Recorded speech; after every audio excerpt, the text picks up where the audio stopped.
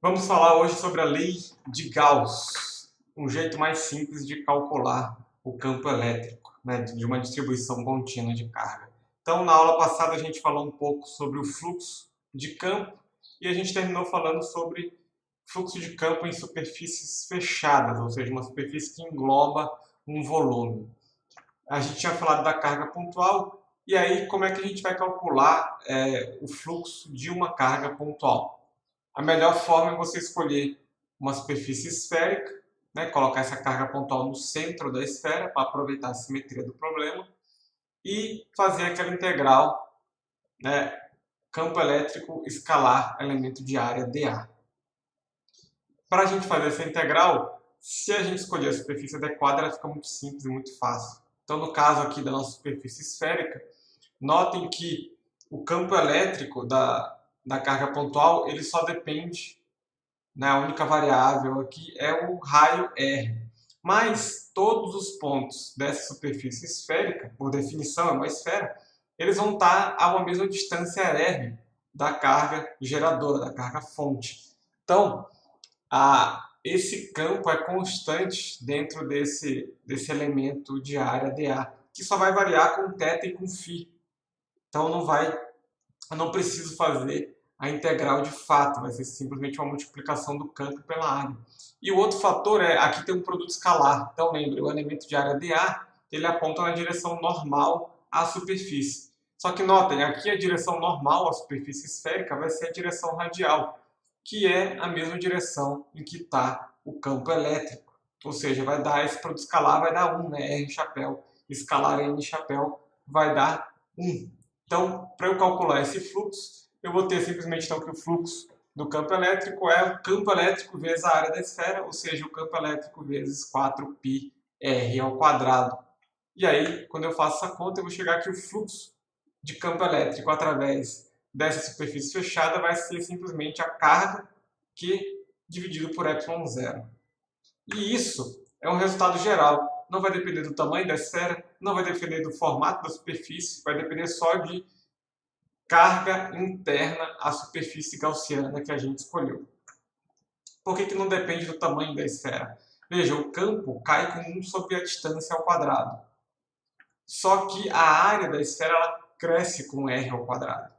Então, quando eu multiplicar uma coisa pela outra, né, dentro da integral, sempre vai dar uma constante. Então, não importa o tamanho da esfera.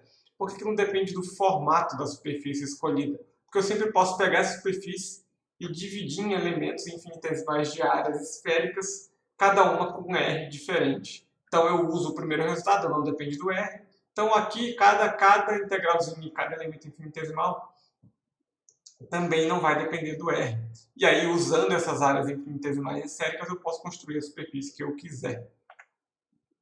Então, só vai depender da carga contida dentro da superfície fechada que eu escolhi, a carga interna. Por que a carga dentro? Veja, se a carga estiver fora da superfície fechada, a contribuição para o fluxo total do campo gerado por essa carga fora vai ser zero, vai ser nulo.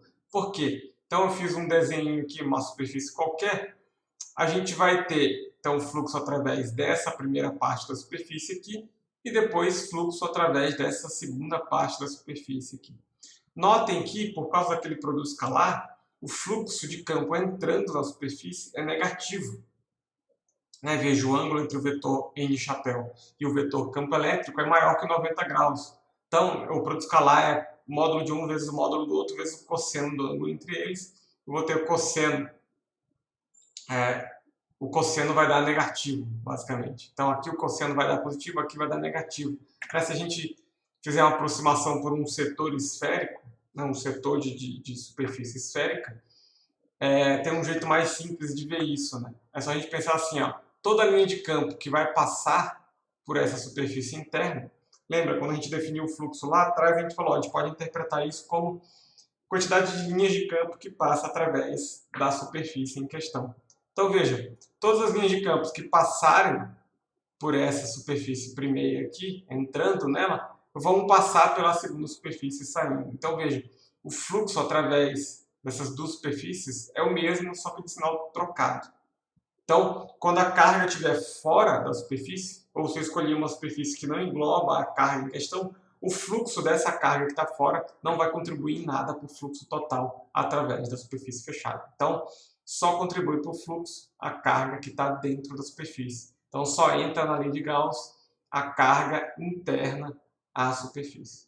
Vamos fazer um exemplo simples, pegar uma esfera carregada, uma esfera de raio R, com uma densidade de carga constante, né, uma carga total Qzão, Q maiúsculo, e a gente quer calcular o campo dentro e fora.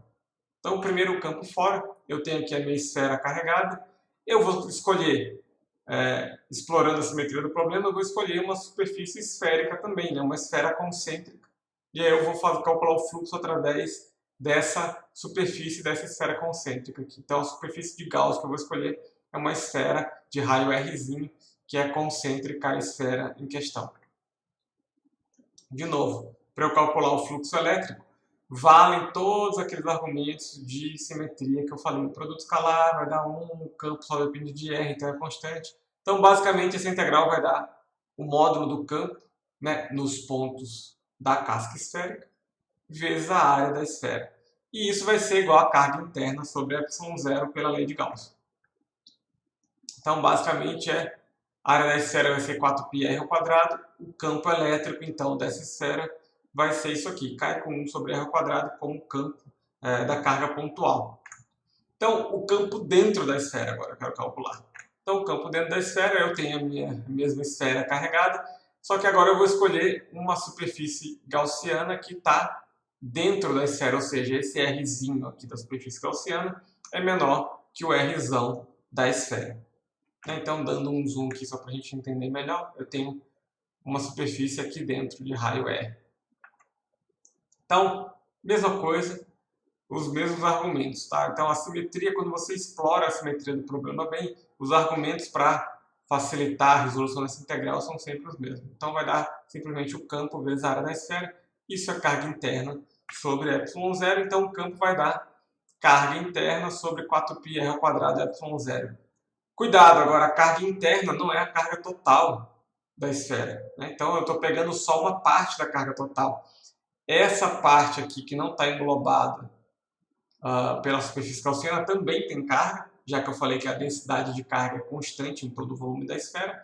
Só que, como a gente viu, as cargas que estão para o lado de fora contribuem com 0 para o fluxo. Tá? Então, o fluxo dessas cargas do lado de fora da minha superfície gaussiana não vão dar contribuição para o fluxo. Então, elas não entram aqui, né, como resultado do fluxo. Então, é só a carga que está para dentro. Eu preciso calcular essa carga que está dentro. Se a densidade é constante, eu posso usar uma regra de proporcionalidade, né? Então, ρ é a carga total sobre o volume total, ou é a carga interna sobre o volume interno. Ou seja, se eu pegar o volume total da esfera, eu tenho a carga total.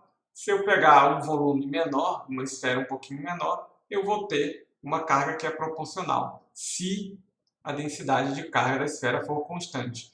Se não for, a gente tem que usar a carga total é igual a integral de ρ dv, a integral da densidade de carga no volume. E aí, dada a função ρ, a função densidade de carga, você integra e acha quem que é a carga total ali. E aí, no caso, né, se for uma simetria esférica, o que vai variar na hora de você calcular essa integral do volume é os limites. Em vez de ser de 0 até Rzão, para calcular a carga total, você vai fazer de 0 até um Rzinho, que é o raio que você está pegando na sua superfície gaussiana.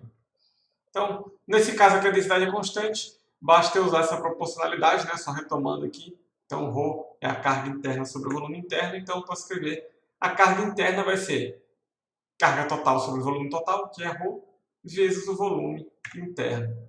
Então, a carga total é Q, né? É um dado do problema, de novo, escrever a solução em função dos dados do problema. E aí, o volume total é 4/3 de πr ao cubo. O volume interno é 4/3 de π rzinho ao cubo. Então, eu vou chegar aqui a Q rzinho ao cubo sobre rzão ao cubo. Substituo na expressão por campo elétrico, né? Chego em uma coisa desse tipo aqui, né? Já simplificando esse r² com esse r ao cubo. A gente fica com isso aqui. Ou, né, o vetor campo elétrico, né? Se ele pede para calcular o campo elétrico, né? Não é um módulo do campo elétrico, o campo elétrico é um vetor, então você tem que dar um módulo à direção e o sentido. Então vai ser Q sobre 4π r ao cubo y0, R na direção R chapéu. Ou então eu posso escrever só o R vetor aqui. Então veja, o campo elétrico dentro de uma esfera com densidade uniforme de carga, né, em seu volume, ele vai crescer linearmente com a distância até o centro. Então, conforme eu vou me afastando do centro, o campo elétrico vai aumentando até eu chegar no R total da esfera. A partir daqui, o campo vai cair com 1 sobre a distância ao quadrado. Vamos fazer agora para um fio, né, um fio uniformemente carregado. Lembra, na aula passada, alguma aula passada, a gente calculou isso usando a lei de Coulomb. Agora aqui a gente vai usar a lei de Gauss. Para essa simetria do fio, a superfície de Gauss melhor a ser escolhida é um cilindro. Então eu vou pegar um cilindro cujo fio passa exatamente no eixo do cilindro, no centro do cilindro. O que a gente vai ter aqui? Bom, o campo elétrico a gente já sabe como é que ele é. É um campo elétrico saindo radialmente do fio, perpendicular ao fio sempre.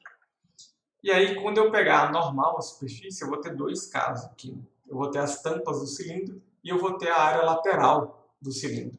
A normal nas tampas vai apontar ou para cima ou para baixo, e a lateral vai apontar, né, perpendicular a esses círculos, né, que eu vou ter, que vão formar a superfície lateral do cilindro.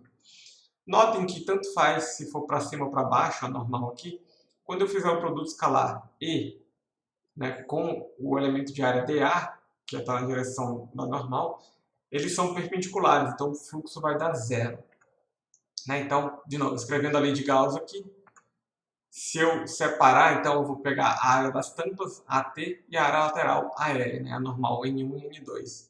Então, esse produto escalar aqui vai dar zero. Né? São perpendiculares, vai dar cosseno de 90, cosseno de 90 é zero. Então, eu só vou precisar calcular o fluxo através da área lateral. E aí, de novo, né, pela simetria do problema, o campo elétrico vai estar sempre paralelo a essa normal aqui.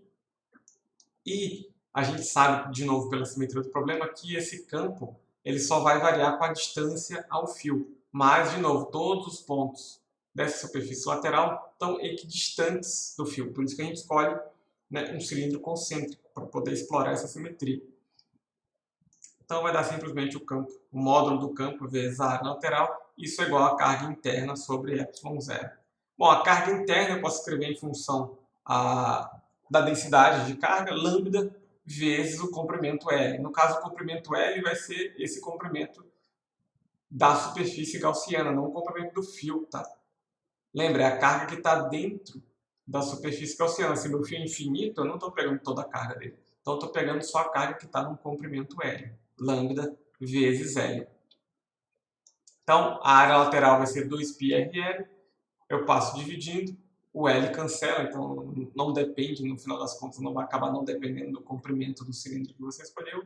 E eu tenho o campo elétrico aqui, então lambda sobre 2π, 1 sobre R na direção ρ-chapéu. É a direção radial em coordenadas cilíndricas. Tá? Então, esse é o campo elétrico do fio. Se vocês voltarem lá na aula anterior, que a gente calculou, vão ver que o resultado deu o mesmo, só que aqui foi muito mais simples calcular. Então, a lei de Gauss é basicamente isso, você explorar bem a simetria do problema e calcular esse campo de forma muito mais simples. É lógico que o problema precisa ser altamente simétrico, né? Não funciona para qualquer distribuição de cargas, isso daqui tem que ter uma simetria alta. Como é que a gente chega na forma diferencial da lei de Gauss? A gente usa o teorema de Gauss, né? Então a integral numa superfície fechada de uma função f escalar ds, ou seja, o fluxo através dessa superfície. Essa superfície engloba um certo volume, e eu vou falar que isso é igual a integral no volume do divergente de f. Isso aqui é um teorema recorrente em cálculo, né? Que fala assim, né? Se você conhece a função nos extremos, isso é igual a você somar a função nos extremos, ou fazer essa diferença, é igual a você somar a derivada da função dentro desse intervalo. Né? Ou seja, se você conhece algum ponto no intervalo e a derivada, você consegue conhecer os extremos, ou se você consegue conhecer os extremos, você sabe quem que é a derivada da função. Ok? Mais ou menos isso, tá? Eu não vou querer entrar muito a fundo, isso é matéria de cálculo, a gente não vai poder gastar muito tempo com isso aqui. Então, se o campo f for um campo qualquer, né, que tem essas derivadas, é uma função bem comportada, então no caso do campo elétrico a gente vai escrever assim, eu já contraí a notação aqui, tá? Então o fluxo de campo elétrico através da superfície fechada que engloba um volume V é igual a integral no volume do divergente do campo elétrico. Bom, essa primeira integral do fluxo pela lei de Gauss vai dar Q sobre ε0, ou seja, a carga que está dentro desse volume. Essa carga eu posso escrever como a integral de ρ dV no volume. Então eu vou ter o seguinte, né, do lado esquerdo a integral no volume de ρ sobre ε0 dV, do lado direito a integral no mesmo volume do divergente do campo elétrico dV. Então, se a região de integração é a mesma, os integrandos são iguais e a gente chega na forma diferencial da lei de Gauss. Divergente do campo elétrico é igual a ρ sobre ε0. Então essa é a lei de Gauss na forma diferencial. Então, em resumo, identificar qual que é a simetria do problema, ou identificar se tem a simetria primeiro também, né? Porque se não tiver nem dá para fazer nada. Escolher o sistema de coordenadas adequado, escolher a superfície gaussiana adequada, e aí o resto é só seguir o que a gente fez nesses exemplos aí, tá bom, pessoal? Então, esfera concêntrica, cilindro coaxial, ou uma caixa, ou cilindro centrado num plano, mas se tiver um plano de carga. E aí, aí se aplica a lei de Gauss, tomando cuidado na hora de calcular a carga interna à superfície. Basicamente é isso. É assim que a gente usa a lei de Gauss para calcular. Eu deixo aqui alguns problemas para vocês fazerem. Vai ter mais problemas na lista de exercícios, né? Façam, vão fazendo a lista de exercícios. Tentem ir fazendo conforme o curso vai passando, não deixe para fazer quando estiver perto da prova, tá bom? E, bom, por hoje era só. Até a próxima. Tchau, tchau.